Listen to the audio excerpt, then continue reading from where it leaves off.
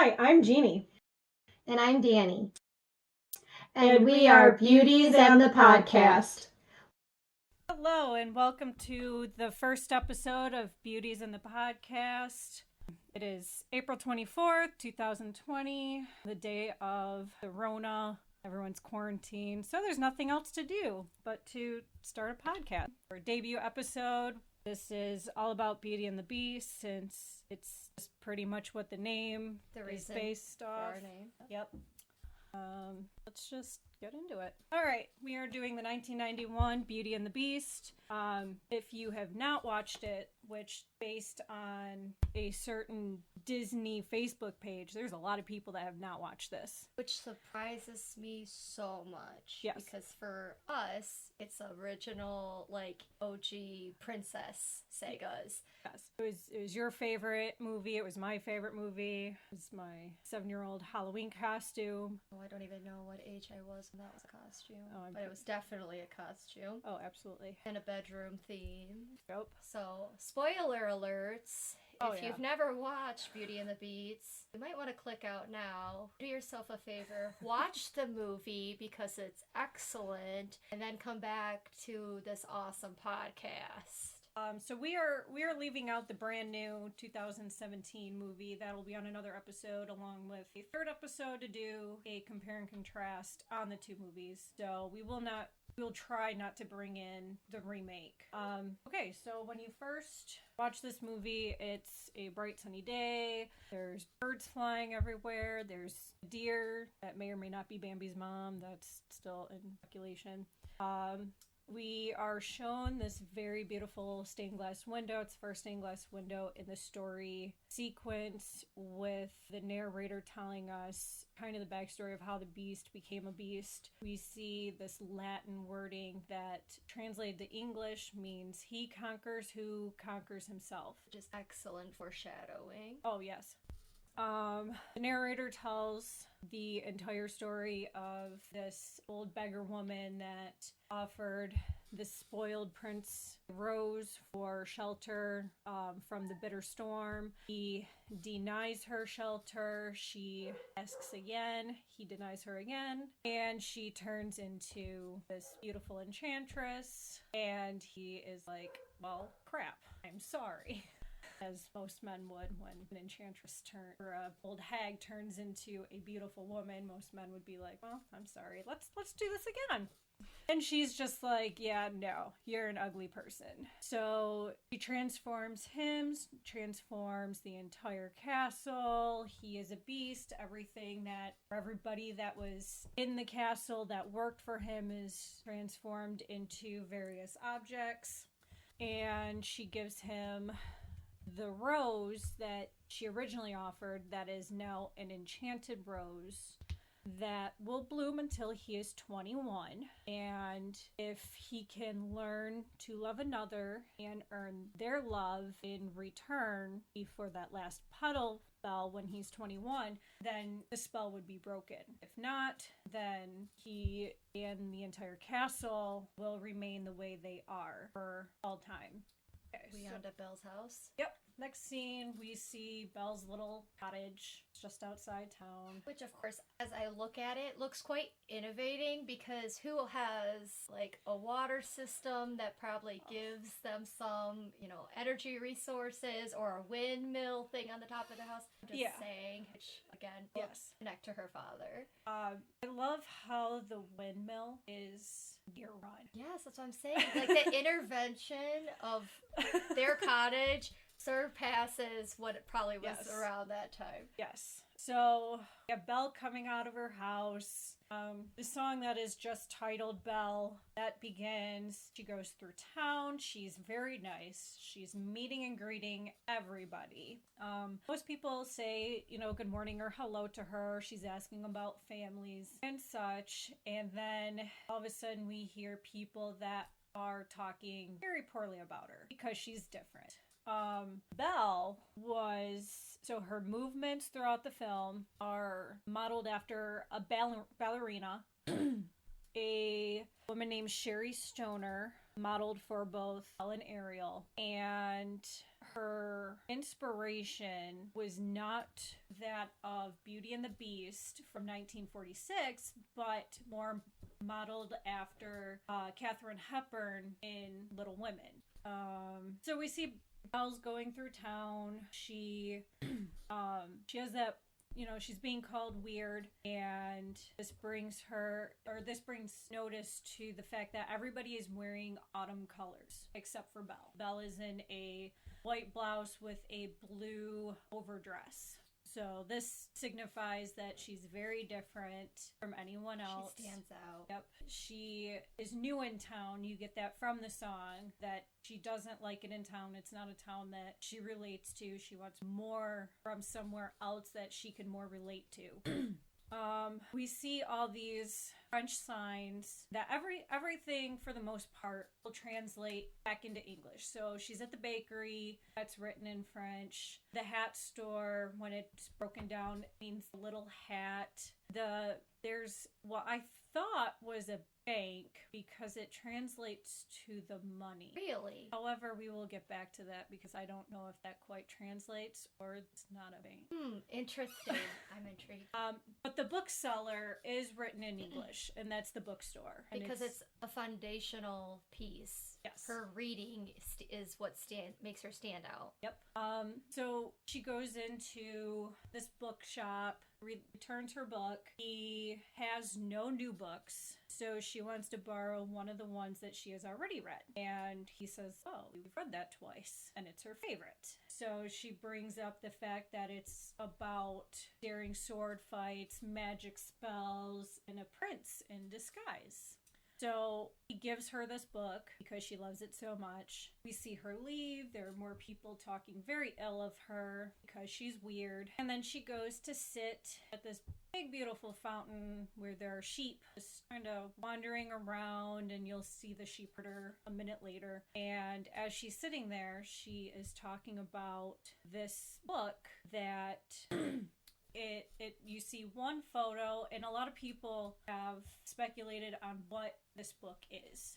So she talks about where, she meets Prince Charming, but she won't know it's Prince Charming until chapter 3.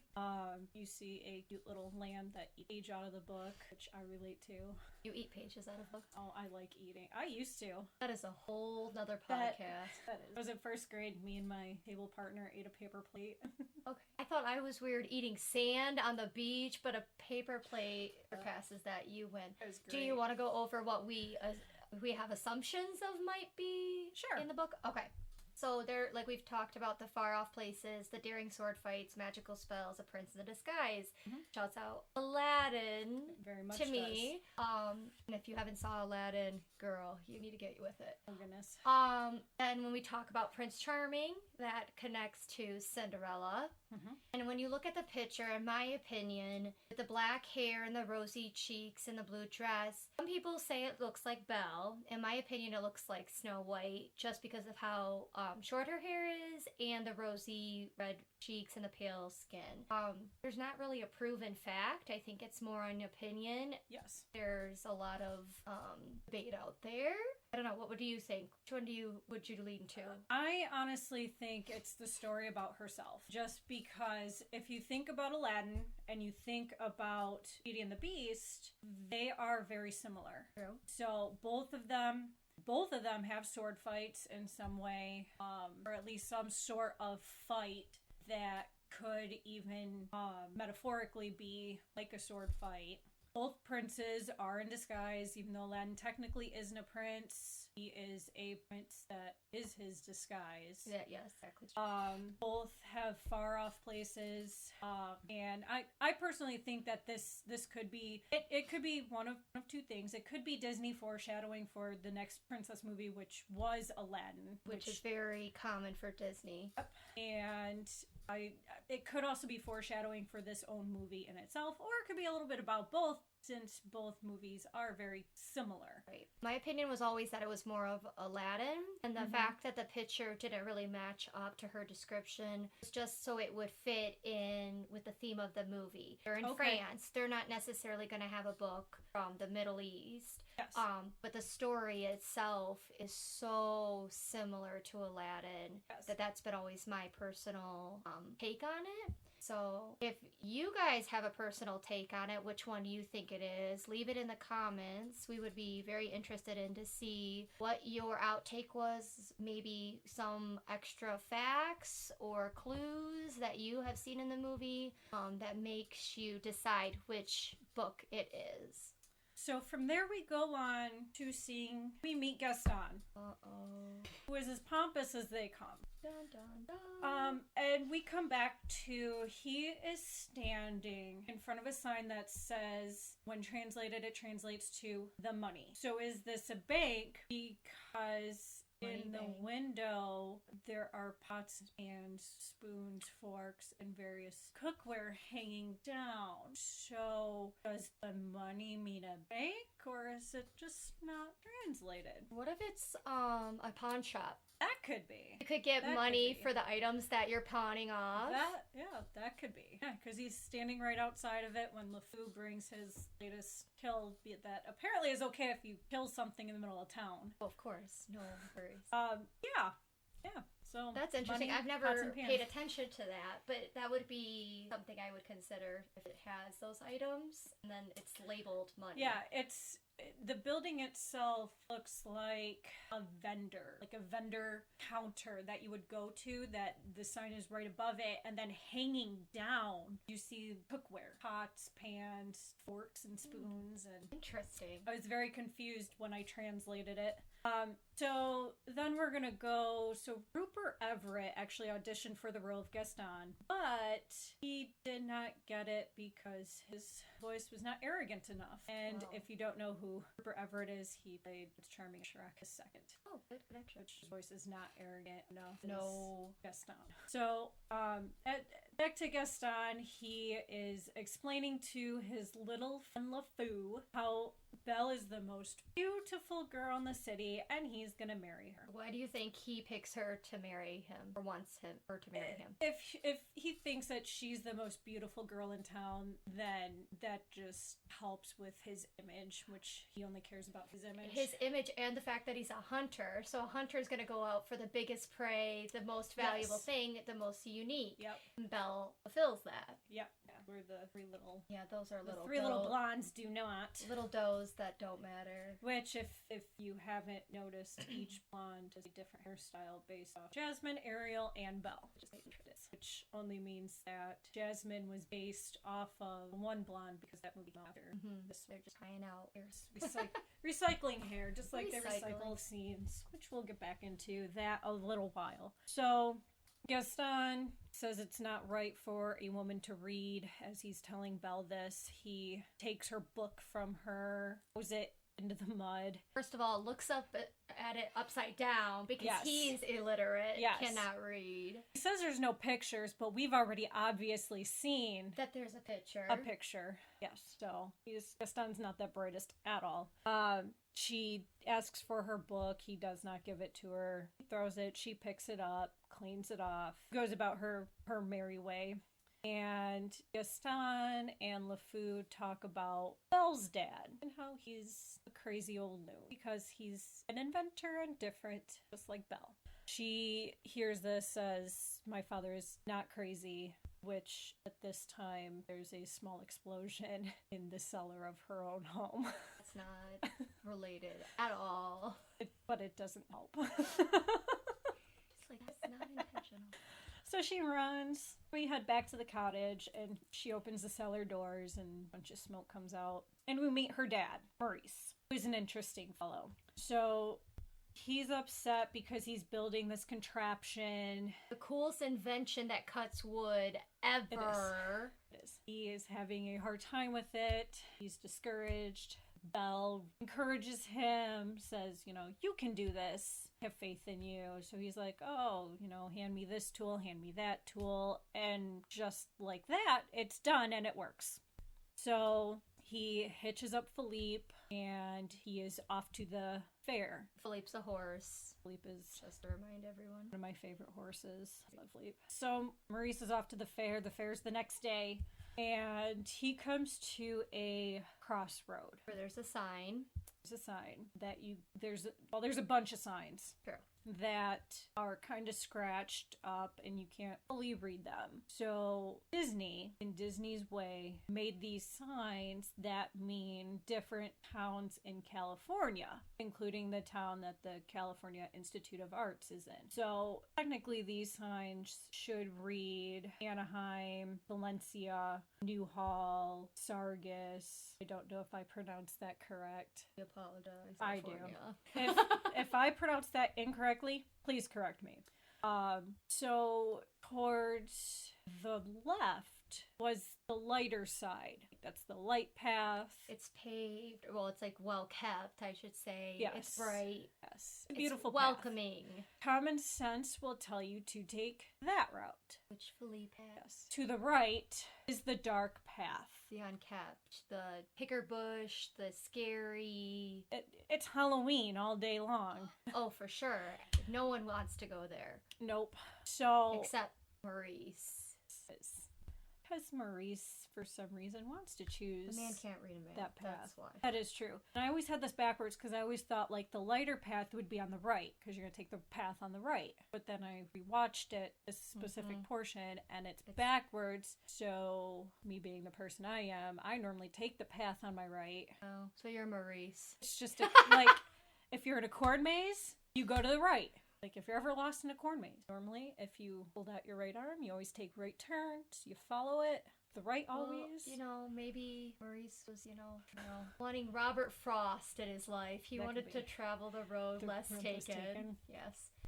So he doesn't want to do what Philippe wants to do. Philippe's a smart horse, wants to take the light path. Maurice is like, no, let's take this way. It's a shortcut. Sidetrack. Animals have a sense of where safety is and where They do. danger is. It is well proven. Maurice is a moron and confirms that he's partially a loon, that he is not listening to the instinct of an animal. But Yeah. that's beside the point. So he gets lost. Mm-hmm. Blames the horse. My favorite part. Poor Philippe. I know. He's like, where have you taken us? He's You're like, in control of the horse. Bro. Like, Philippe was like, hey, let's go to the left. And you pulled onto the reins. And you're like, no, we're going this way. It's your own dang fault. So he gets lost. Eventually, Philippe is like, listen, old man, you are as crazy as the town says. I'm going to buck you off and get the heck out of here, which he does. And then Maurice is left on his own. Starts to rain. There are wolves. It's not a wonderful time. You know what it would have been on the light path? Fuzzy little cute bunnies. Yep. Probably, some little shop that he could have got some trinkets for Belle. The fair. Some fast food. The huge. So Maurice just happens to stumble upon this castle, which I would assume that since nobody else has stumbled upon this castle, nobody takes the dark road except Maurice. So he stumbles upon this castle. He opens the gate, shuts the gate quickly to get rid of the wolves that he's being chased by, and as it's raining, rushes inside. So inside this castle, we see our first hidden Mickey, which is at the door at the very Really? top. I have to watch again. Yep. There's a hidden Mickey in the scene where the camera is panned down. You see Maurice just inside the door, and you see this little candlestick and a clock on a table. Who is Lumiere and Cogsworth. I love Lumiere. I do too.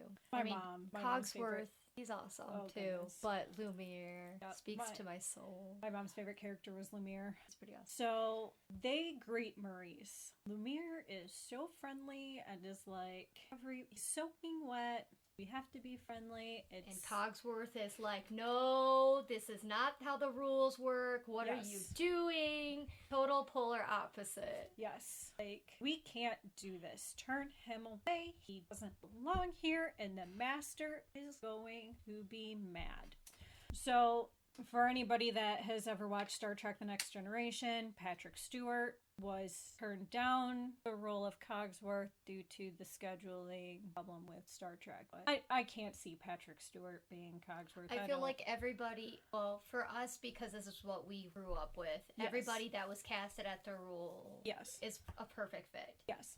So Lumiere is like, come in, you're soaking wet. Let's be hospitable. And so he's like, have a seat. You see this little magic enchanted footrest that is barking like a puppy.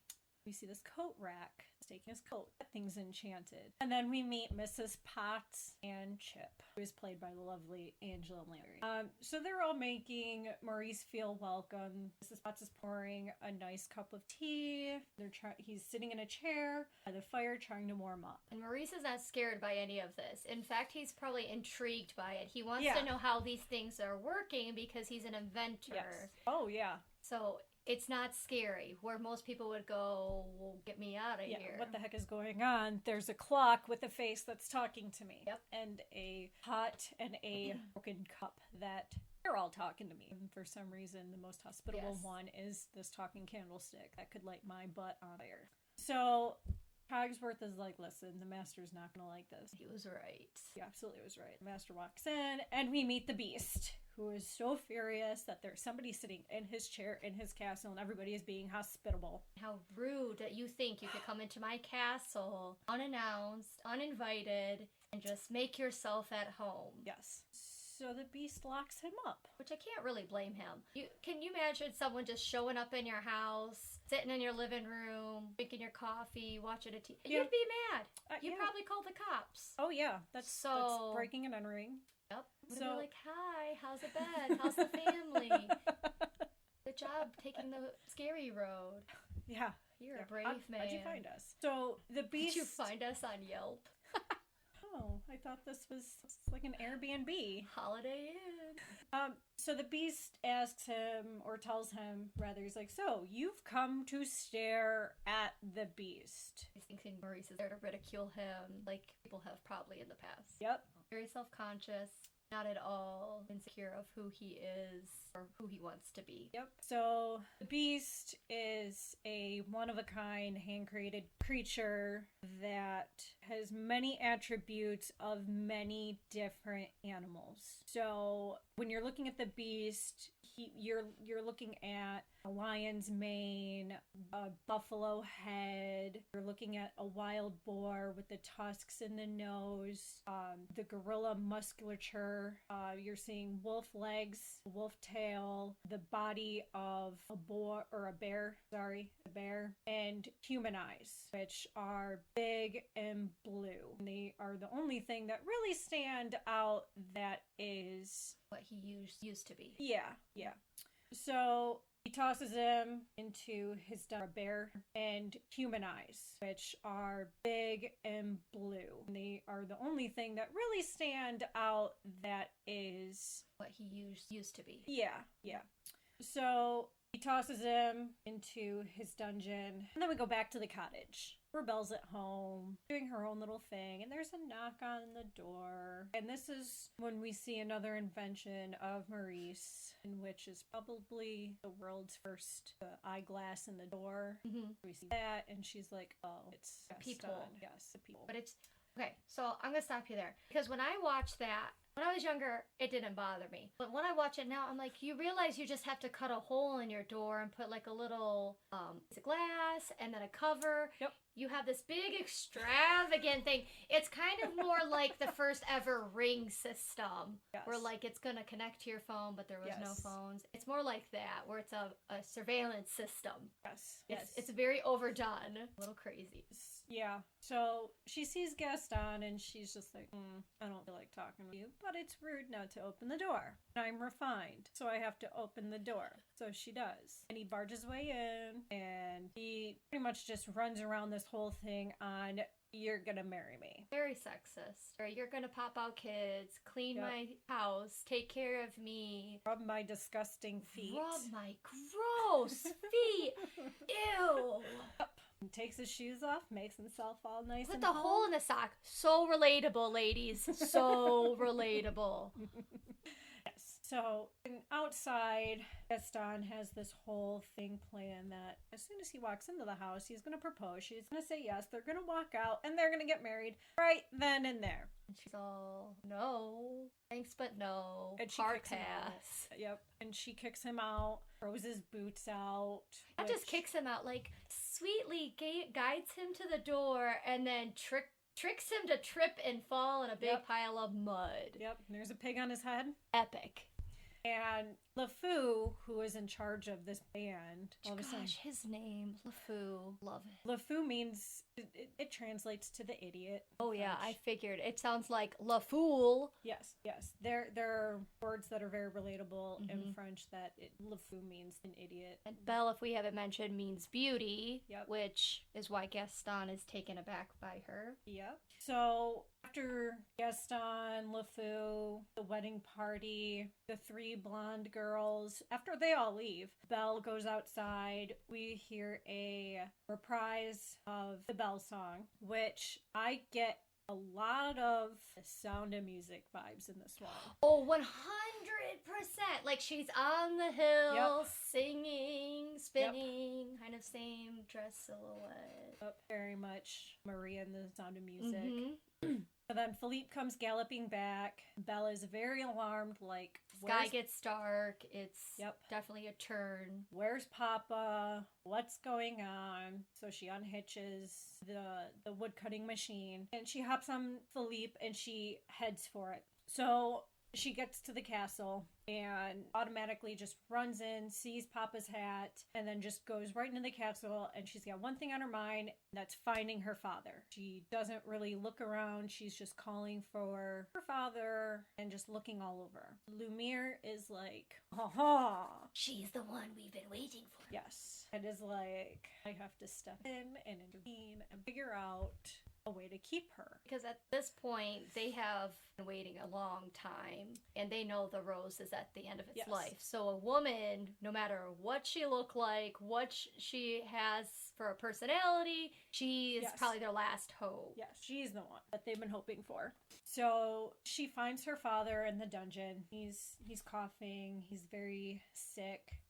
His hands are cold. And then all of a sudden, the beast had, another intuition that someone is castle again. Do you think he could see him in the mirror? Oh, that could be. Maurice, I think they shown that the beast seen Maurice. So I think he knew. But I don't think because he's looking out the window. But I don't think he's seen Belle come. No, but I imagine he's looking in a mirror or something like that. Could be looking at him through the mirror. Mm-hmm. So Belle offers a trade. Her freedom for her father's freedom and his life. Which Maurice doesn't want. Well, yeah, he's old. He's lived his life. Right. He's got, Belle has her whole life. Belle's selfless. Yep. Tricks her dad to being pushed out of. Yep. Takes his place. The beast is like, oh, well, that's a weird thing. Like, you're gonna take your father's place to be my prisoner. Who the heck is gonna do that? But she does. He runs outside with Maurice, and Beast throws Maurice into this enchanted carriage. Which is also very Halloween-like. It is. It's very Nightmare Before Christmas. Oh, yeah. So he tells the carriage to take him into town, which he takes him into town. What is town? Let's see that. Magic. It's enchanted. Who knows? Maybe. So the beast goes back, says, I'll take you to your room. She's very surprised that she's getting a room. Dungeon. And you were treating my father like garbage. I figured you'd treat me like garbage. Yes. So it's almost as like because he was surprised that she took his place, he's gonna give her a room. And Lumiere kind of pushes him towards that she's our last chance. Yes. So he is a very good word of wisdom. He's kind of like, the angel devil kind of thing on his shoulder, a conscience. So Beast is walking her to her room. We see all these gargoyles, which are not gargoyles. They're actually previously drawn sketches for the Beast. Which is so cool that Disney put those in. Yes. All the hard work of all the artists actually get used. Yeah, nothing was wasted there. Mm-hmm. So, which I always kind of question because the door handles are very Beast-like. Well, there's a lot of things. Yeah. So it's very cool that they just took all those drawings and the ideas and they all got used. So he's telling her, she can go anywhere except the West Wing. And of course she had to be like, well, what's in the West Wing? Like, well, yeah. It's over there. Why can't I go there? And all he says is it's forbidden. Well, you say that and I'm going to be like, why is You said women can't read either. Watch me. Yeah. So he takes her to a room, and then Lumiere and Cogsworth are like, invite her to dinner, in which he yells at her. Orders, for sure. And tells her, you will join me for dinner. That's not a request, but it sounds like a request. He's used to being in charge. He's used to bossing because everybody there are his maids or his, employees. You know what I'm saying?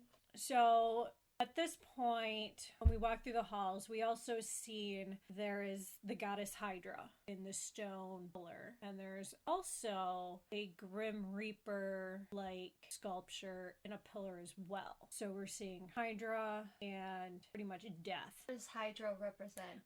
I believe Hydra is the equivalent to Medusa. Okay. Huh. So after this, it jumps to, we are at this tavern, and Gaston is just beside himself. He's in a mood. He didn't woo the woman of his dreams. He's not married. Correct. So at the tavern, which is obviously probably Gaston's tavern, based on all the hunting trophies. We got the antler chandelier. We've got his chair. Really, to me, looks kind of similar to a beast. Yes. Like it's made up of a bunch of different animal parts. Yep. We see an unfortunate bald eagle that's been taxidermy. That's on the wall. So much taxidermy. And then the song Gaston plays, which it's one of my favorites. But I also, for some reason, really like LeFou. Oh, I do too. I love LeFou. So there's a loyalty there, man. Oh man. Gaston treats him like dirt, and he just keeps coming back. Yep. So in this song, you learn a lot about Gaston. Everybody admires him. All the guys want to be him. All the girls want him. He eats a lot of eggs. He's a perfect villain. He is. He is supposed to be very hairy. It's a lie. It is a lie. Little soul patch thing on his chest. Not hairy. All over his body like he claims to be. Yep. Also, eats eggs with the shells on. Who does that? That's disgusting. Raw eggshells. So Maurice, he's back into town. Again, nobody seen this enchanted carriage drop him off. Which looks like a giant spider. Always reminded me of a giant spider. Do you know movie Wild Wild West with Will Smith? Yes. That's what it reminds me of. When I saw that movie, obviously much later in my life, it reminded me of that carriage. I see that. Yep, so Maurice comes barging into this tavern, which everybody in this town thinks Maurice is a loon and should be locked up anyway. Because of his panic and blubbering things about a beast, just solidified that loon. Yep, he's coming in and, somebody help Belle because she has been taken prisoner by a beast. And even if I heard this, I'd be like, what are you talking about? There's no such thing. Like, is it a big beast? Oh, yeah, it's huge. Oh, okay. You're crazy. So after Maurice gets thrown out of the bar, we head back to the castle. To a scene that is very confusing because we have a candlestick filling up a dustbuster. A duster. It's not catching on fire. And the curtains at the behind are not catching on fire. It's quite a scene of imagination. So that's beside itself. That Lumiere has this romance with Plumette. We have Beast waiting for Belle to join him for dinner, which he already yelled at her that was not a request, but it sounded like a request and really scared the crap out of her. So nobody knows where she is. He goes to get the magic mirror, wants to see her, and she's like, I want nothing to do with him. Like, no, he's mean. Then he gets mad, goes to her door, pounds on it. I was like, listen, I told you to join me for dinner. She's like, I'm not hungry, I'm not going. And he's like, well, if you're not gonna eat with me, you're not gonna eat at all. And she's just, well, fine, I don't need you. I need food. I'm mad. And then all of a sudden, she gets hungry. And by this point, she has met Mrs. Potts and Chip and the wardrobe. Love the wardrobe. And she's also not scared of any of this imagination stuff because she is a lover of books and fantasy and fiction. So none of this scares her. Nope. In fact, she goes, I know exactly what this is. Yes. In one of the parts of the movie. Which would also continuate that if her favorite book is in fact her favorite, like this, then that might be why she's also not worried about it, because she could have read about it. True. So she meets everyone. Everyone's like, listen, he's not that bad. Like, you have to get to know him. He's not that nice before you get to know him, but then he's not that bad. He's actually kind of nice. The Beast Wingman. Yep. So then, she's hungry. She's like, listen, I made a mistake. I need something. So she goes downstairs for a snack. And at this point, everyone's discouraged because, all their food and everything from earlier was wasted. And all of a sudden, now there's somebody down there that they can feed. So Be Our Guest starts. We have Lumiere singing. And Cogsworth is like, listen, I can't be doing this. The master is not going to be happy. Rule follower. Yes. The rules. Rules matter. Rules are put in place for a reason. But they love to serve others. Mrs. Potts, Lumiere, even Cogsworth.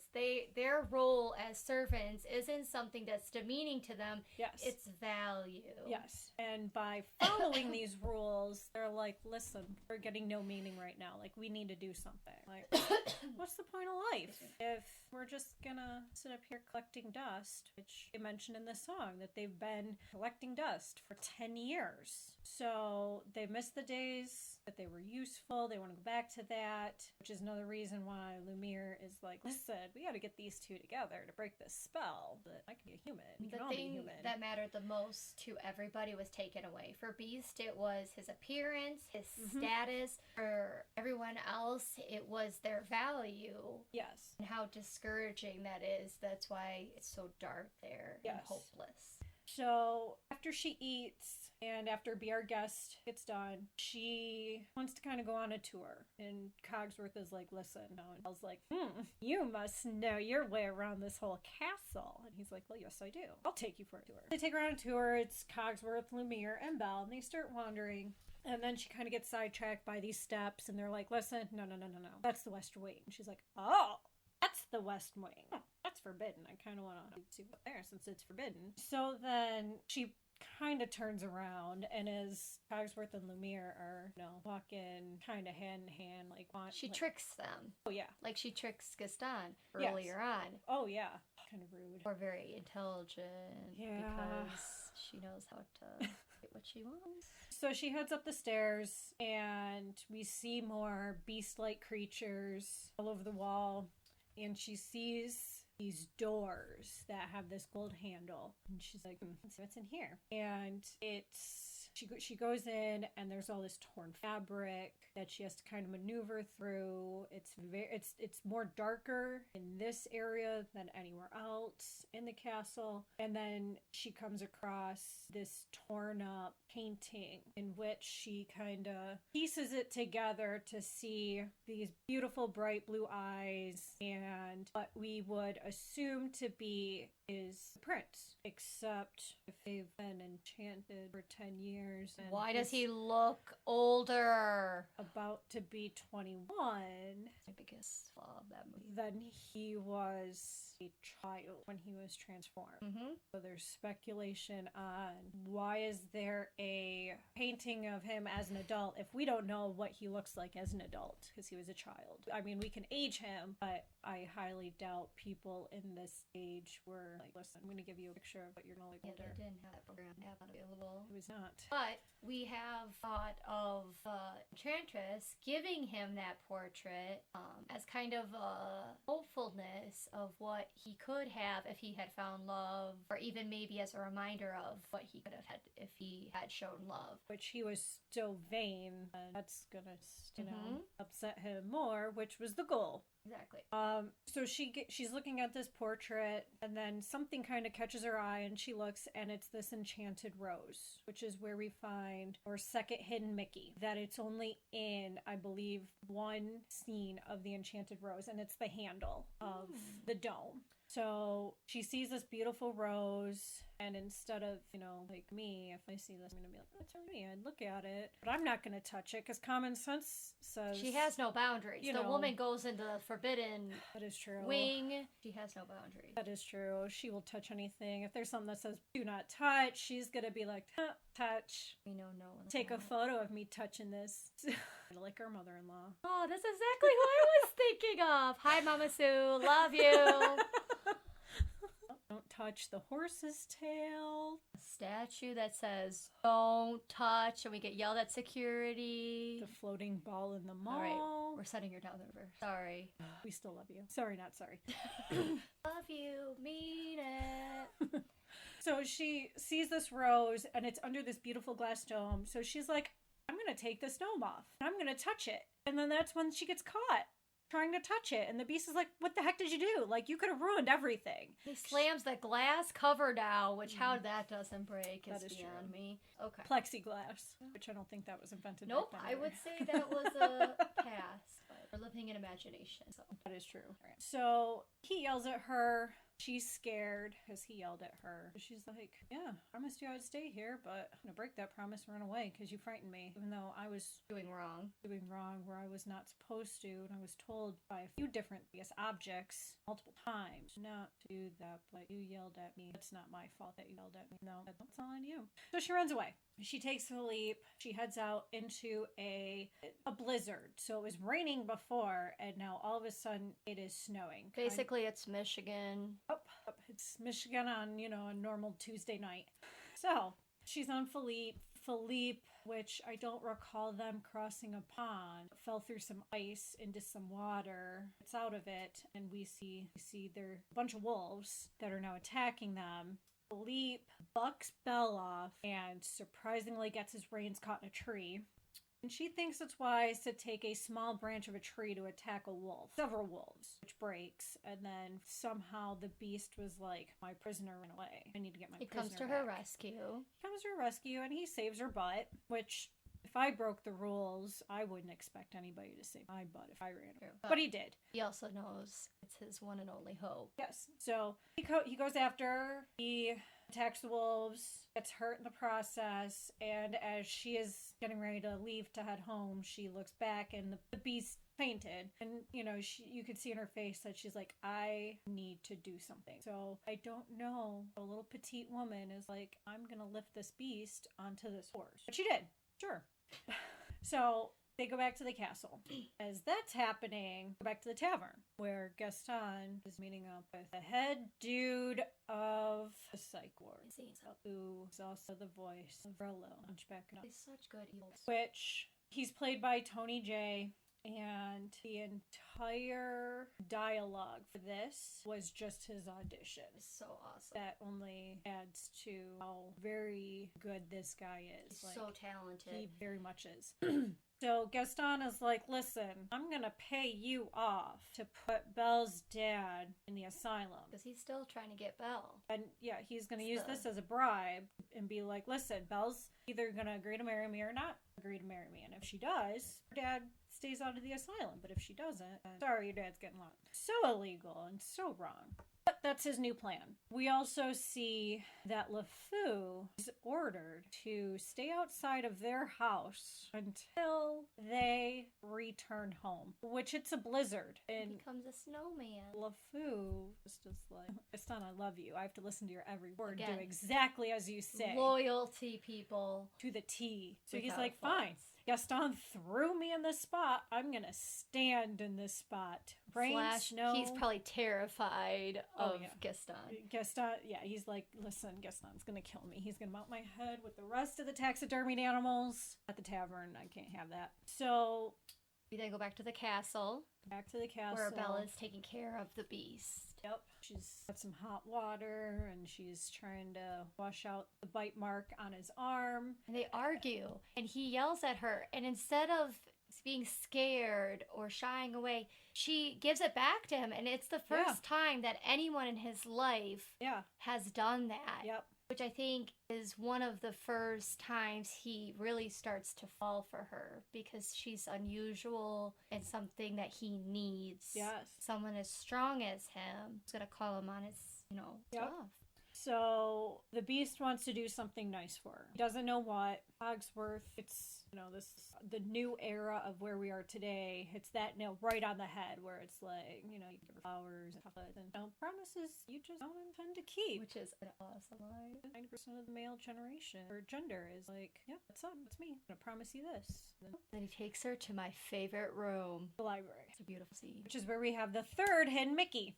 Ooh. There's a hidden Mickey. There's a view of just library shelves to the left, the right, and all in the center. Which on that view, at the very top of the bookshelf where the ceiling and the wall meets, there's a wooden hidden Mickey. It's the only lit up area in the castle. It is. The entire castle is very dark. And then you go to the library and it's like, whoa, there's so many windows, so much natural light, and it's gorgeous. And in the original, it's not really filming because it wasn't filmed, but in the original animation, when they were making this, there was a scene, but right after this one, and it was a very lengthy scene in which there was an additional song called Human Again that had very little focus on Belle and the Beast. And it was all about, it was Lumiere and Cogsworth and Mrs. Potts singing about how they want to be human again. And it was pretty much kind of like the human song with Tiana.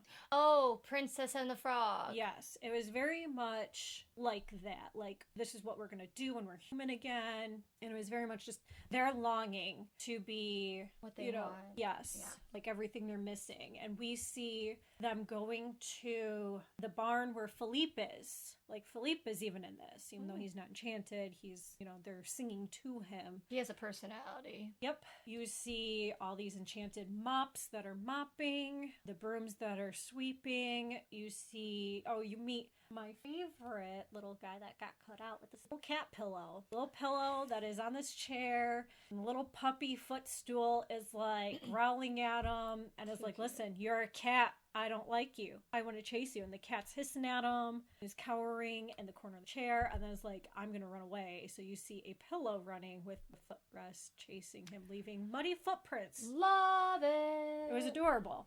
So this scene was cut for a few reasons. The first reason is it's lengthy. It is very lengthy.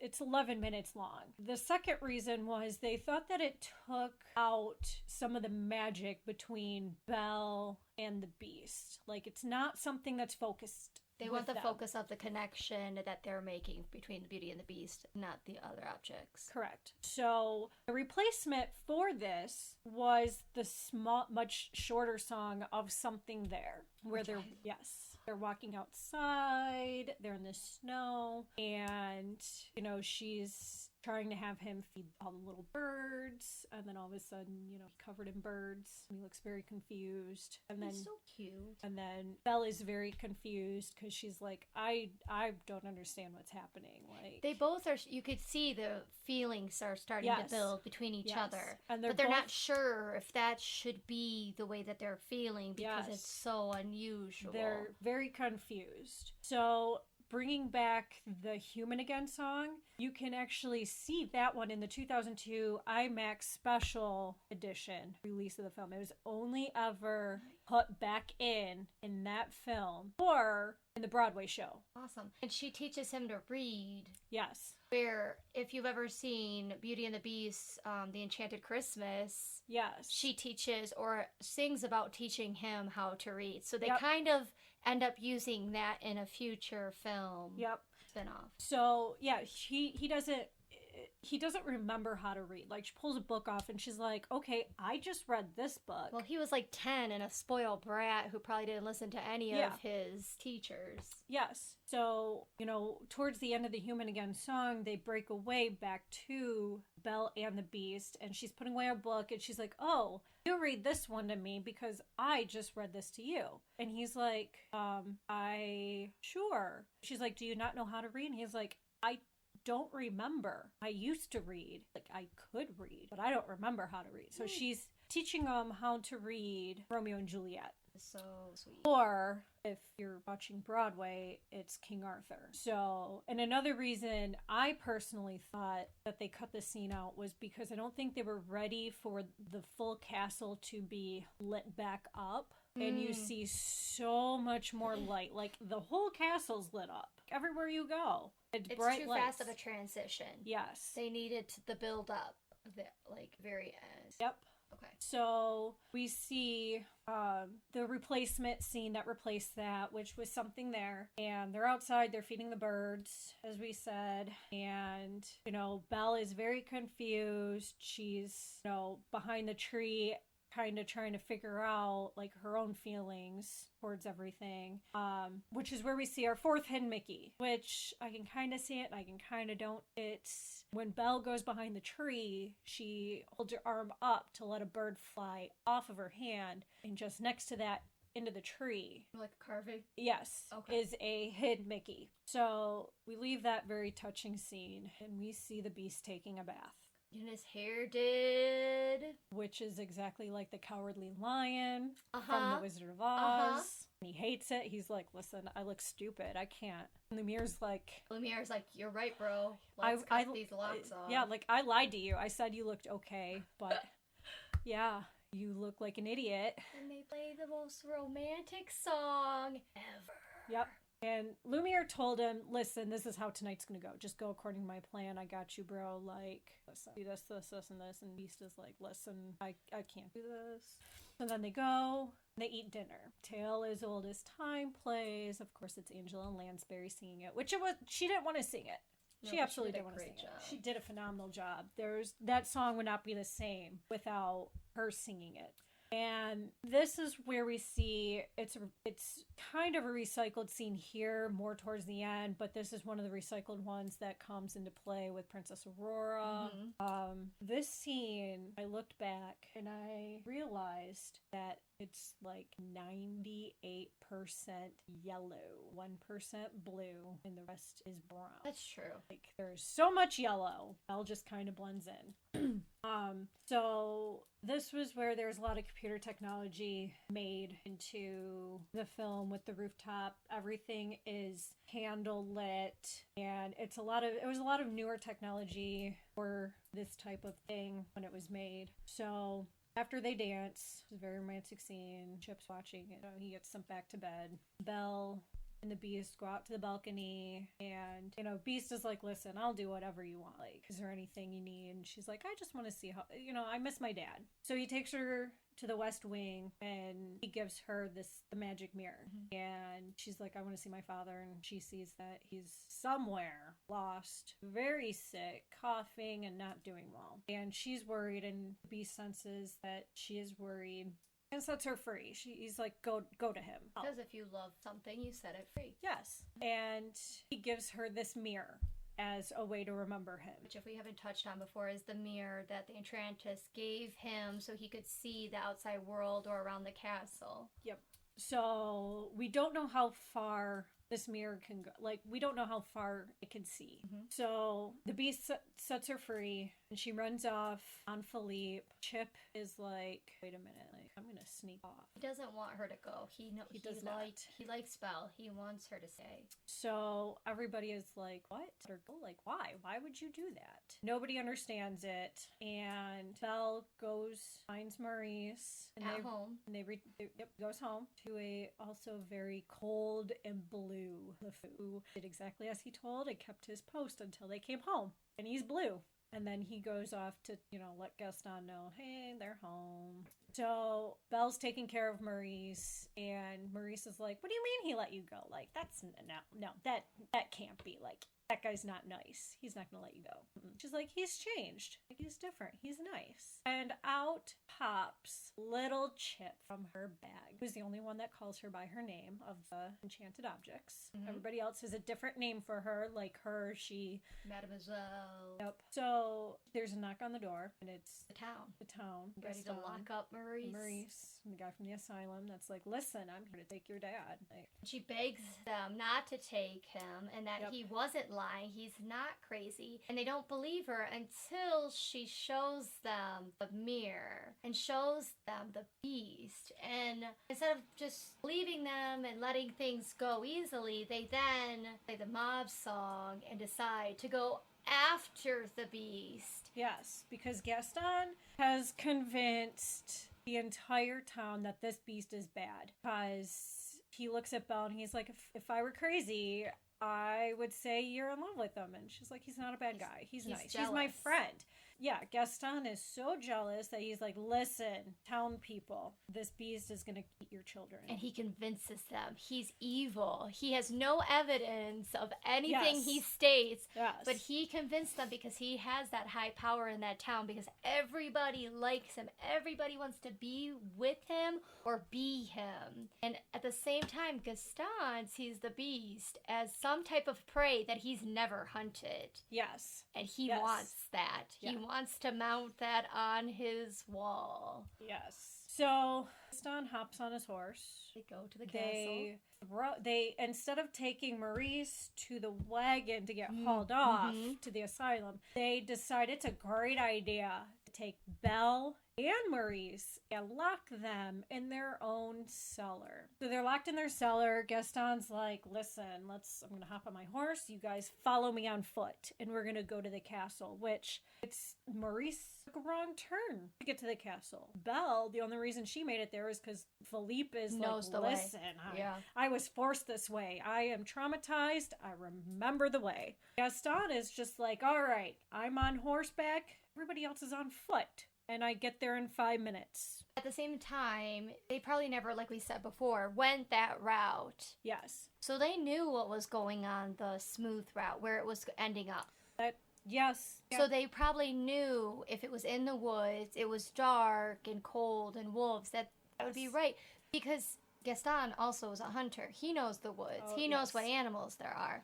The scene reminds me so much of like a Frankenstein reference. Because of the torches and the pickaxes and the pitchforks, and just going after this creature that is slapped together with a bunch of parts and scary and not known and just turned into an evil figure. Yes. It's That's very a much good a reference. reference. Yeah. So at the same time that this mob on foot is on its way to the castle, Chip is like, hey, I'll save you. Let me get on this big axe machine. There's a wood I chipper. have no arms or feet to control this thing, but somehow magically get it going and chop right through the cellar door like a man on a mission. I didn't kill anybody. Or Chip himself. Yes. Yes. Sorry. So horrible. Sorry, guys. I can't help myself. So Chip saves Ellen Maurice. They take Philippe. They head back to the castle. Mrs. Potts and the other objects are like, listen, there's a mob. We need to do something. We have to defend ourselves. The beast is hopeless. Like, Mrs. Potts is like, I'm going to go warn the beast. And the beast is like, let them come. I have nothing to live for. Just let me die. He loves Belle so much, and he doesn't think she would ever return. Yep. There's no point to life anymore. He's so in despair. God. So the mob breaks in, and it looks like an abandoned, rundown castle. And here is where we find, so Chip is the cute character. Chip is adorable. Everybody loves Chip. He's a child. He's very innocent. However, he was not the original cute character. There's a music box that was supposed to be the cute character. Really? They kept the music box as one of the inanimate objects in the scene where they break in. You can actually see him next to, I believe it's Lumiere. He's sitting on a little table. It's a little music box. Which this character was supposed to be this version of Dopey. Oh. So they kind of brought back, you know, the non-speaking innocent, but then they're like, listen, Chip is adorable. He only had one line at first. Yes. And then when they realized how adorable he was and how cute the voice was, they gave him more lines. Yes. They had to go, they re-explained Chip's role more in depth, and they're like, listen, Chip's the way to go. So all the objects wake up and they're like, listen, we're protecting our nest, we're gonna attack you, we're alive. They surprise attack. Yes. So we see there's a bunch of there's one guy that has Plumette, and he's just ripping out her feathers. So Lumiere's like, I'm gonna blow fire up your butt. Because that's the love of his life. And saves her. And then we see Mrs. Potts, who is such a mother bear figure. She's so I sweet love and her. loving and nurturing, but mess with yeah. her babies, oh yeah. you're in the wrong place, buddy. Yep, she's got her and her other little teacups. Now, never mind that nobody knows where Chip is. Nope. But How Mrs. Potts has that many kids. oh, that is true. Yep, she's got like 9 little Maybe cups. she running an adoption agency. Who knows? Maybe she's a teacher. Ooh, maybe. Or Yeah. So she's got all these little teacups that she made a nice hot boiling pot of tea. Each little cup's got some, and she's got some, and she's pouring boiling tea on people. They're going after Lumiere, and Cogsworth is running around playing with scissors with a Napoleon hat. which is so awesome. The reference. I love Cogsworth in this scene. This is my favorite scene with Cogsworth, where he's going down the banister and he's got scissors. The rules are out the window. Yes. Rules do not matter. Yes. And he saves Lumiere by stabbing LeFou in the bum with scissors. Because as much as they fight, they are best friends. Yes, and Lumiere like gives him, he hugs him, gives him a kiss on the cheek because they're besties. During this, we also see the wardrobe, who I love her so she's much. a diva. She is not someone to mess with either. She jumps from the banister. She breaks the floor. Her drawers. She breaks the floor, but she doesn't break herself. No. Oh, love it. She is indestructible. She's awesome. She opens her drawers and a bunch of clothes and everything come out, and they literally pick up a man, put him in her drawers, and comes out as a red-headed cross-dresser, screaming. So funny. At this point, Disney used what's called the Wilhelm scream, which is one of the most famous sound effects out there of a person screaming, which you can hear when everybody's like, forget this, I'm out of here. Sorry, Gaston, you're on your own. We're done. Castle can win. But Gaston's already on his own mission. He's after the beast. Gaston went up the stairs as everyone was kind of starting to walk through the castle. He's like, listen, I don't have time to deal with the castle picking off the rest of the town. I'm going to find the beast. So he's upstairs and he finds the beast, and the beast is just depressed. Like, there's no fight. Like, if Gaston wanted to kill him, he can kill him. But that's not Gaston, because he's a mighty hunter, and it's the hunt and the fight that he wants. It's not, he doesn't want to just pity kill. So he's antagonizing him because he's mean. He's a bully. He is. He's very evil. So the entire time he's antagonizing him, the beast is like, come here, I don't care. And Gaston is like, listen, Belle is mine. Which was not the original line. The original line was time to die. Oh. But they wanted to fit Belle back into it somehow. And they're fighting outside of the castle, up on They're on a roof. balconies. Yeah, and roofs and balconies. And who comes back? Belle comes back. But Belle, On Philippe, and she takes Philippe into the castle. At some point, she got off Philippe in the castle, walked up the rest of the way. Semantics, we don't care. She's there. She's there. She's calling to him. He knows that she's there, and then he's like, "Oh crap, maybe I should fight." No, he's like, oh, she returned. Something he never expected. Yes. At this point, Gaston's like, "I'm gonna kill you," and Beast is like, "No, you're not." Holds him by the throat over the edge. She fights back. Because there's something worth fighting for now. Yes. And Gaston is just like, listen, I'll do anything. Listen, this was just a misunderstanding. I'm sorry. He's so pitiful.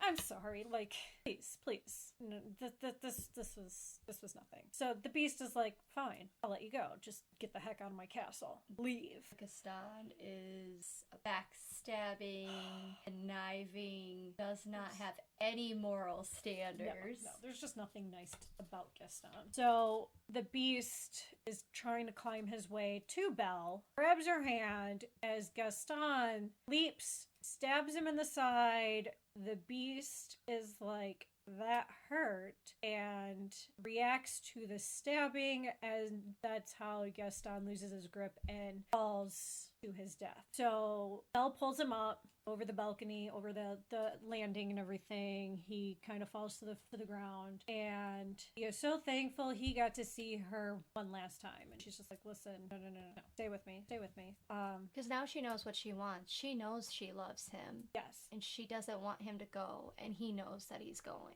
It's a sad scene. So we see her, she professes, her love to him. She's crying all over him. And then this is when we see all these colorful little streaks falling everywhere. It's like colorful hail. So pretty. And all of a sudden, the Beast's body floats. It's my favorite scene of almost every Disney movie. Like, it's my favorite scene. It's just so powerful. Mm-hmm. I don't know. It's just so good. So she's watching this, and there's smoke, which is real smoke put in. It's not like digitally added. It's real smoke that they used. So she's watching him transform back into a human. We see his hands transform back, his feet, his hair, everything transforms back. And it looks exactly like the painting. It does. It's exactly the painting that she's seen that was torn. So she looks at him, and he's like, Belle, it's me. And she's so confused. Even though, she's physically seen this happen right before her eyes, she is still so confused. And then she looks at his eyes, which were the same eyes that he always had. And then she's like, oh, this is you. And they kiss, and it's very magical. And then all of a sudden, everything is transformed back into this very light, beautiful castle. The spell's broken. Yep. There is rose ivy going up the castle. Everything is sunny and bright. It's not snowing. It's not raining. It's not any of this, which the transformation between snow and rain and nothing. Very Michigan like. Oh man, you don't know people. It rained, snowed, and was sunny all in one afternoon. So all the characters turn back. Everybody transforms back into their human selves. Lumiere sees Plumette walking away, goes after her. Mrs. Pot is old. Mrs. Potts is about the same age as Angela Lansbury is. Yeah, she looks like more of like a grandmother. Yes. And Chip is a very young boy. He's like 6 years old. Which maybe she is, like we said, a foster mom, or she adopted, or it was an orphanage. There's something there. Yes. We don't know. Yes, but it's a very unusual age gap, especially I think at that time period. Yes. Most people would not be having children at that age. She is old enough to where when we see in the next sequence is Belle and the Beast dancing together in his human form, which this is the exact recycled scene from Sleeping Beauty at the very end, because they didn't have time to do this, so they're just like, listen, we're gonna sneak this in here and recycle it. But this is where we see Maurice kind of eyeing up Mrs. Potts, like, I feel like he was looking at her like, we did it. Possibly. It happened. Like, that's my take on it. That he looked at her like, it actually happened. Possibly. We made it happen.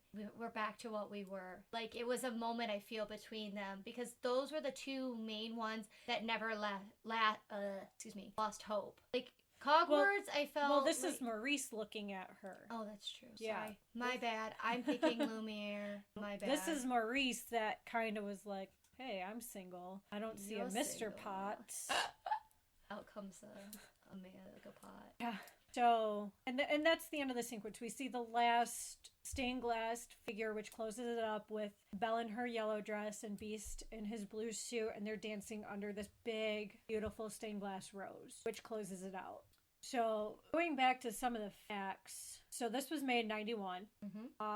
This is obviously an adventure. In France. It's definitely in France. They end up together. Yep. She is only 17 years old. He's 21. 21. He is 21. Like we said before, Belle represents or symbolizes the name beautiful, beauty. Theme is compassion, showing compassion that something is scary and a beast-like, but giving it love anyway, not judging things on its appearance. And then we get into the color of the characters. Like you mentioned before, when Belle was walking through the town, everybody else was in fall colors. But Belle was in blue. And blue represents often or symbolizes peace and stability, trust, confidence, loyalty, and I think that represents her character. Yeah. You can pick each of those apart and find those characteristics in Belle. When we see the Enchant. Thanks. There's only one R in there. No, but my brain wants to say so many more. And the dad are both in green, and green symbolizes nature, environment, healthy, good luck, renewal, youth, generosity. Those I think are a little bit harder to connect. Yeah. I think they connect really well with Marie's. And then nature with the rose connects. Yeah, and beauty is absolutely found within. Gaston is red. And red is so fitting of him.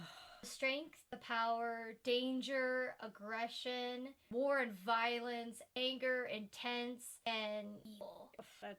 And Beast at the beginning is wearing a red cape, which shows that he also has that strength and that power and danger and anger. But he also has on blue pants. I know, because he's not fully bad. He's just going through a moment. Okay?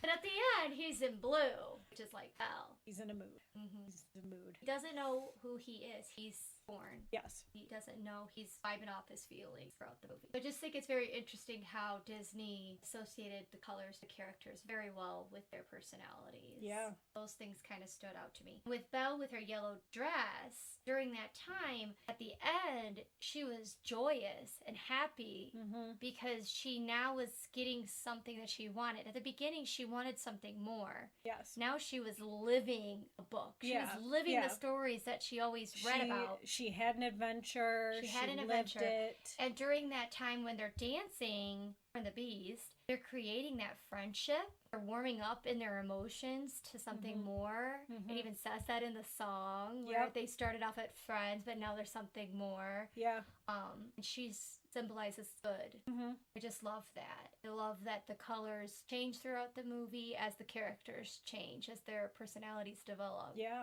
It was very clever of Disney. And we have Belle and her similarities to Jane from Tarzan. So there is a theory, I love fan theories. Oh, because me too. They make a lot of sense for the most part. So there's a fan theory, and I will leave the link to the fan theory on this and the fan theory to the book that Belle could be reading at the beginning in the description. So this theory says that Belle and Jane are related. Not only because they're in yellow, but because in Tarzan, when Jane and her father and a very mean man, his name. Oh. Yep. When they Clayton. So when they go to gorillas, they bring all sorts of little trinkets to make life. Well, they're not hunting them. They want to study them. Clayton wants to hunt them. Yes. So they're living. Oh, it's in the like jungle. They brought their whole house. And what is something they bring from home to make this jungle home? Mrs. Potts and her tea. Yes, I know. The tea set. I know. So Mrs. Potts, that tea set has, the theory is that that's been handed down. I felt it was just like Disney sending a shout out to past movies like he does for the prediction of, but I like that. Yes, it's a fan theory. I will post it. I love the fan theory that they are related. They're very similar. They have similar hair. They have similar features. Everything. Goofy dads, academics, intellect, both of them wanting to learn more about stuff, the compassion, the love, no violence. There's so much about both falling in love with a beast man. Yep. They are so similar in so many ways that, and again, it's that whole story is very similar to Beauty and the Beast as well. But yes, I love that theory. I think it's awesome. Even if they're not related, the fact that they're so similar, you could call it Disney reusing it, like with the scene. Well, and... But I think it's just believing in strong, independent, intelligent characters, especially females, to provide young children that desire to learn more and to be kind and have education and things like that. Also, in the Tarzan scene, Mrs. Potts and her children, during when Cantor wants to, he's wandering around the park, and he looks at the tea set and he thinks it's enchanted. He's like, this thing's alive. Like, this thing's gonna talk to me. And Turk's like, what are you talking about? Like, you're so ridiculous. Funny. Stop being paranoid it's just a tea set. So even Cantor's like, listen, this tea set is so it definitely plays on to the enchantment of Beauty and the Beast. Like, maybe at some point Mrs. Potts during the 10 years went to a jungle and came back. Possibly. All right, so let's talk about the original version of Beauty and the Beast. Okay. Written in 1740, is said to be written about forcing young women to be forced into marriage. Okay. Women of like 13 and 15 years old marrying adult men, which 17-year-old Belle, 21. You could kind of see a little bit of that in Disney, but not a lot. Right. A later version shifted the emphasis to teach young girls good manners and how to deal with the idea of marrying young and being in an arranged marriage, like we said. The Disney version more plays on living happily ever after. The Beast angers Belle and ends up eating her after the wedding in the story version, which is so dark. So dark. Like, hey baby, let's get married. Okay. I'm gonna eat you. So in the original, Beast asks Belle to marry him every night. I did not know that. And the spell is broken when she finally accepts marrying him.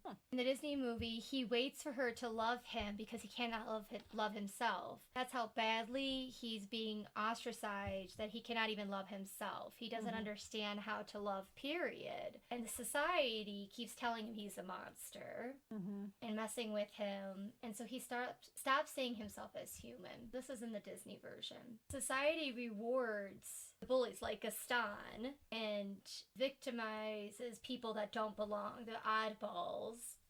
If they don't fit in, they put them in their place, they destroy them, they lock them in the loony bin. And this kind of plays to what we see in society. And it plays into also showing that it's okay to be yourself. Because it shows Belle not following society is placed as the standard. The Beast ends up finding himself because someone loves him. So it's just a good message, I think, for children, people in general, to show that it's okay to be different, okay to be proud of who you are, and not to be scared of that or to fall into being bullied. Back to the original. It was not called Beauty and the Beast. It was called Little Broomstick. It was a German folk tale by collector Ludwig Beckstein. The Beast became the Beauty's sleeping companion. He cuddled and he kissed her. He wanted and begged her to marry her, like we said. This version, however, Belle has stepsisters. So not alone, like in the Disney version. And for whatever reason, I've not read that whole story, they drown her in a bath and kill her. So there's two different older versions. There's the Little Broomstick version where she has stepsisters. And then they have the 1740 version where he ends up eating her after the wedding.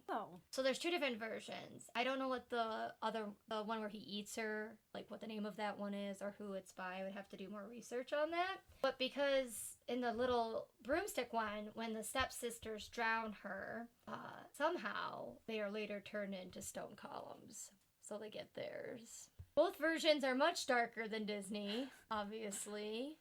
Not quite sure on what they're trying to prove there, or like a lesson. I'd have to read the stories fully. But it's just interesting to see where Disney might have got the idea from. Yeah. A lot of Disney movies are a little bit darker as well. They just cut out a lot of the scenes. So a couple of the cut scenes that never made the animation portion of production. So Gaston visited the asylum, and that never made it. And then there's one that is it disturbs me, and it's where the Beast is seen dragging the carcass of an animal that he just killed. Ew.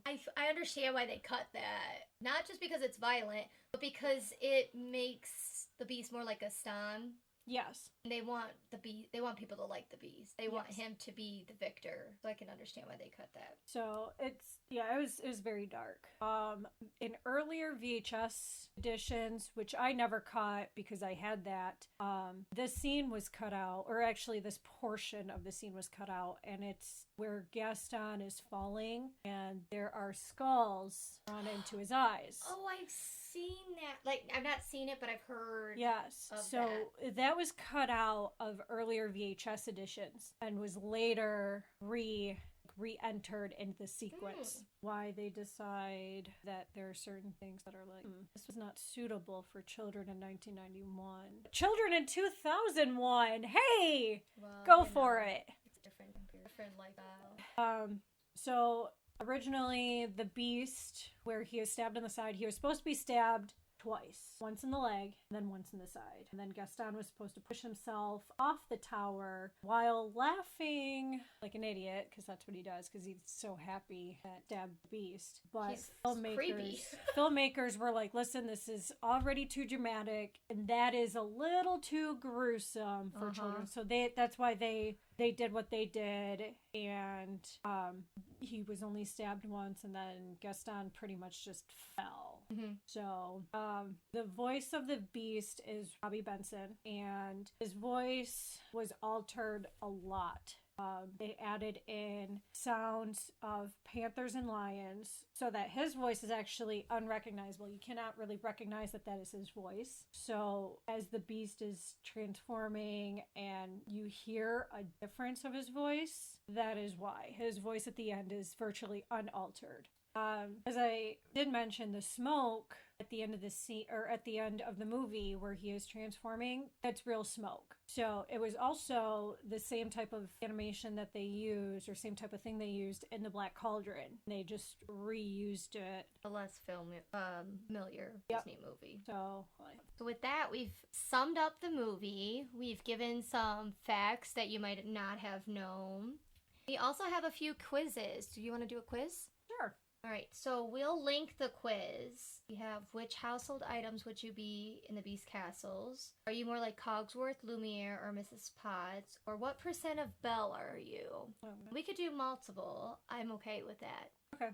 Would you like to start with, are you more like Cogsworth, Lumiere, or Mrs. Potts? Sure. Right. I'd hope I'd be like Mrs. Potts, but something tells me I'm Lumiere. Are you more of a leader or a follower? See, that depends on the situation. All right, well, that's one of the answers, so boom. Choose your favorite color. Purple, yellow, or blue? Purple. What do you like to do with your free time? Catch up on my to-do list, curl up with a good book, or hang out with friends?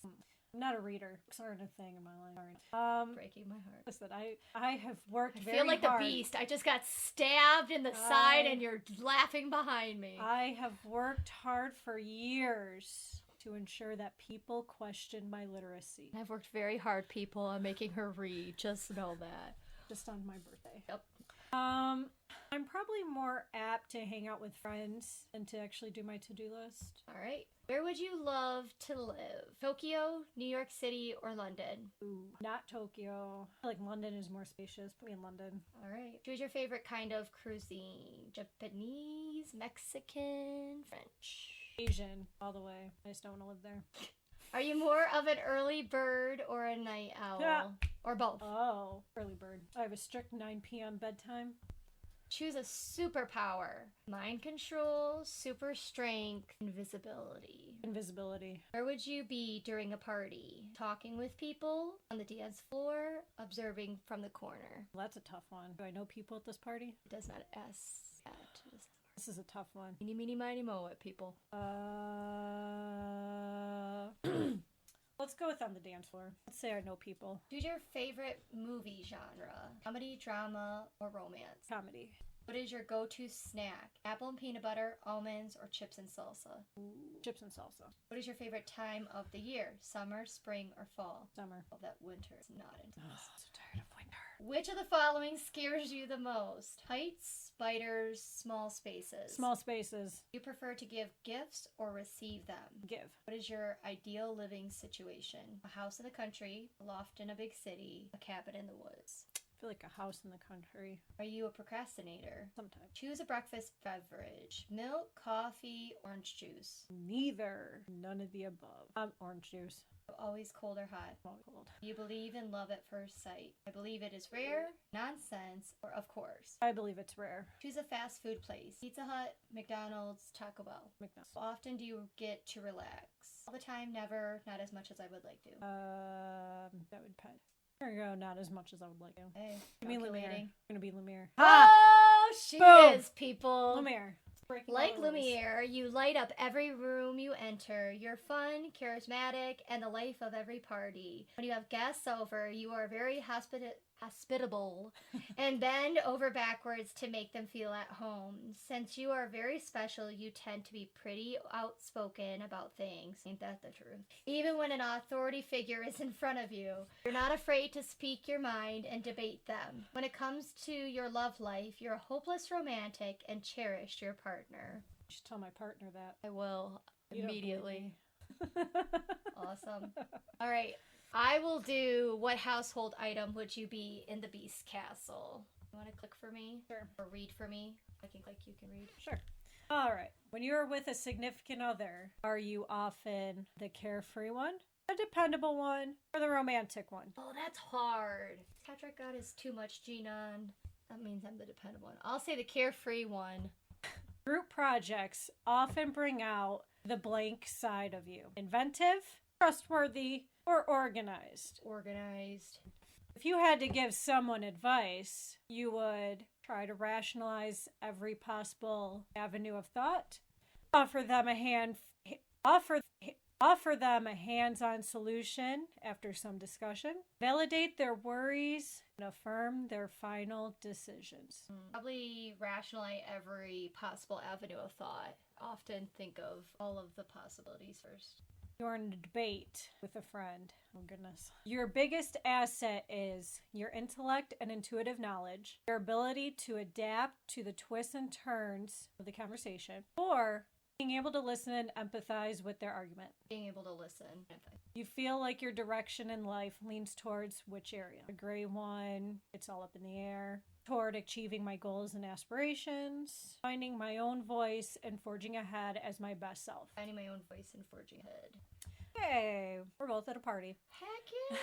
At a party, you often arrive at what time? Oh, right on time. Oh, Unless I'm with some people. I You was know gonna what I say, mean. you are like right in the middle when the party has heated up. That's, yeah. Baloney. Oh, okay. When making plans with friends, you are most often making big decisions on behalf of the group, the one to offer to drive or transport, or open to whatever the other party wants to do. Open to whatever. What type of student would you say you are or were? The one who got all their homework in on time, the one who is passionate and somewhat detached, or the one who is always asking questions? Homework on time. In front of me, coworkers might say you are indecisive, bossy, a pushover. Ooh. I would say a pushover. While your most honest friends might say you are a bit on the controlling side, a bit overbearing and overprotective, or a complete wild card. Wow. Yeah. How would your parents describe you to a stranger? Oh, I don't think they have that option, but let's go.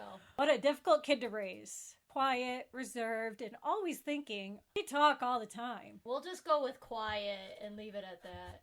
When a person first meets you, what is the first thing they might notice? That you like to initiate the conversation? That you can come across as fairly aloof? Not a dude, just aloof. It's a friend's reference. Well, or that you hang on to every word being spoken. But I initiate the conversation. Which of these would easily annoy you? Sarcastic responses to all of your questions, and constantly confined to a set of unnecessary rules. Rules, Cogsworth. Callan. I was going to say that, but I wasn't going to call him out. Sorry. Or being in a group who doesn't pull their weight on a project. Oh. Well, Well, sarcasm is welcome and I applaud it, so not that one. Probably pulling their own weight in a project. Don't do the work, you don't deserve to be a microphone. When working in groups of 3 or more, you suggest making a schedule of due dates and benchmarks. Make sure everyone can handle what they have to do. Are the one who brings the snacks and drinks to share. I make sure everyone can handle what they can do. You often can't see how people would enjoy sitting at a desk all day, boxing and wrestling, small talk. Sitting at a desk all day. What is one personality trait you just can't seem to change? Your anxiety in social situations, your dwindling attention span, your fear of rejection. I wonder. I'm gonna say maybe the attention span. Yeah. ADD. ADHD. Thank you. Whenever something doesn't go your way, you pout, complain, to blow off steam. All of the above. Probably have to blow off steam. When placed in an uncomfortable situation, how do you react? You try to talk yourself through the situation. You try and leave as quickly as possible. You can't help but start to sweat or even cry. Try to leave. What is your usual emotional response for failing something? You strongly take it to heart and stew on it. You worry immediately about the consequences. You try to distract yourself. I immediately worry. If a conversation doesn't interest you, how do you respond? You begin to daydream. You change the subject at the first opportunity. You start speaking and responding sarcastically. Again, all of the above. But if I'm trying to be a good person, I just daydream and nod, and hopefully it makes sense. You don't have to answer. Yeah, Cal! Rules! Without doubt, you would be a clock like Cogsworth. You think independently and always enjoy a challenge, to think past the ordinary. You love to be organized and to handle the little details of everyday life. See a bunch of unruly plates stacking themselves piles. Oh, love it. You'll be the first to sort them out. At times, you may come off as pushy and arrogant, but almost always have the best intentions. You take pride in having authority over those around you, and you feel you do the best job you can to connect personally with the people you look after. You're the true keeper of the time. Awesome. And I think we should both do the what percent of Belle are you? But we should post that on our Facebook. Okay. For people to try and see which one of us, now that you know we're a Cogsworth and a Lumiere, which one of us is closest to a Belle? Which one's the least? Take your guesses. Make your comments. Yeah. All right. Well, we thank you for joining us. We hope you enjoyed yourself, learned some knowledge about Disney.